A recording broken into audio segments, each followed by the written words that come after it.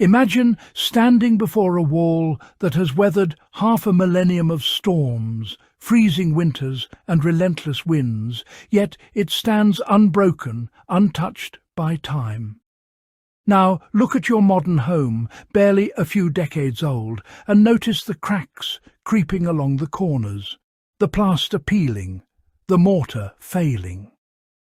How is it that medieval walls, built without cranes, cement mixers or synthetic polymers, could endure 500 winters while our state-of-the-art constructions crumble so quickly? The secret isn't in some magical material or hidden spell. It's a combination of patience, observation, and an almost forgotten understanding of nature's forces. These walls were not just barriers. They were living systems designed to flex, breathe, and settle with the earth. Every stone, every layer of mortar, and even the way sunlight hit the surface was considered. Builders understood that walls were not static. They needed to move without breaking, to absorb cold, heat, and moisture in harmony with their environment. And here's the twist. The knowledge that made these walls last has been largely lost, replaced by speed, cheap materials, and blind faith in modern formulas.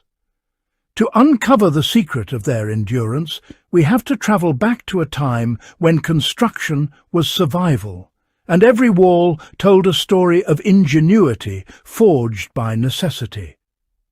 Medieval builders were architects of endurance long before engineering textbooks existed. In an era without industrial cement or standardized bricks, masons relied on stone, lime mortar, and local materials, learning through trial and devastating error. Castles, city walls, and monasteries had to resist not just human attack, but the brutal cycles of ice and thaw. Winter wasn't a season, it was a threat. Builders observed how rivers froze, how frost moved through soil, and how different types of stone reacted to moisture. They knew that walls exposed to northern winds needed a different composition than those facing the sun-soaked south. Guilds passed this knowledge down orally, preserving centuries of empirical wisdom. Some walls were deliberately battered outward slightly at the base, allowing snow and rain to flow down naturally while supporting the immense weight above. Mortar was slaked slowly, sometimes for months, to ensure it could expand and contract without shattering.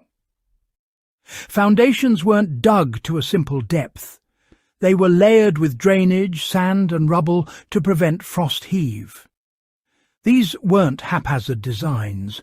They were the result of careful observation, painstaking experimentation, and a deep respect for nature's cycles, creating structures that modern builders might envy. Here's the clever part most people overlook.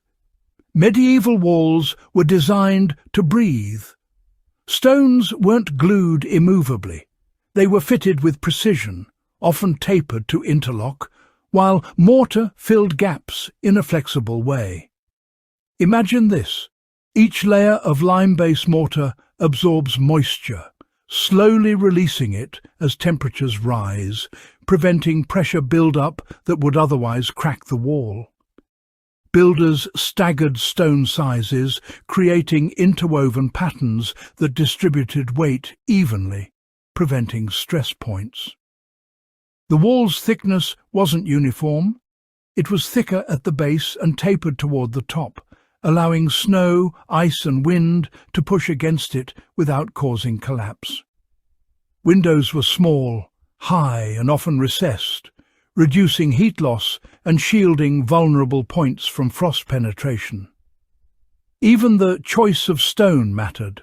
Softer stones on the exterior absorbed shocks and shrank without cracking, while harder stones in the interior supported the load. Drainage channels, subtle inclines, and roof overhangs all worked in unison. It was a system, not a wall. Modern buildings, by contrast, often rely on rigid concrete, synthetic adhesives, and insulation that traps moisture rather than letting it escape, leading to early failure. The genius of medieval walls was that they worked with nature, not against it, adapting to centuries of environmental stress with almost no maintenance. The lessons of these walls resonate today, particularly for architects, builders, and anyone thinking about long-term sustainability. Imagine designing homes that last centuries without constant repairs, using materials that are locally sourced, breathable, and flexible. The principle is simple. Design structures that adapt to thermal expansion, moisture cycles, and environmental forces. Passive heating, drainage systems, and interlocking materials can dramatically extend lifespan while reducing energy consumption. Even on a smaller scale, modern homeowners can adopt these principles. Use stone or brick to absorb and slowly release heat.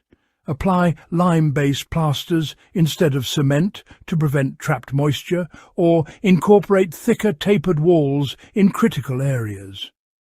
Urban planners can study how medieval streets funneled wind and sunlight to reduce erosion and weathering. Survivalists and off-grid builders already intuitively apply these lessons, building earth-sheltered homes, layered insulation, and flexible structures.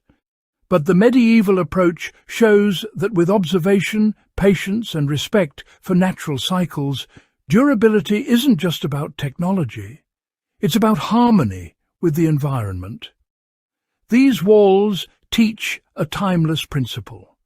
Longevity comes not from resisting nature, but from working in step with it, turning every environmental threat into an advantage.